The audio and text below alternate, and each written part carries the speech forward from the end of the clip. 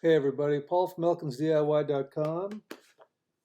Welcome to the second part of the mini catamaran. So just wanted to let you know the boat is built. I almost didn't build it.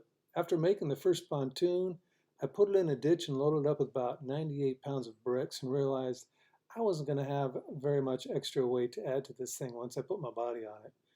But I decided to build it anyway. So warning to those builders, this is a boat for a light person.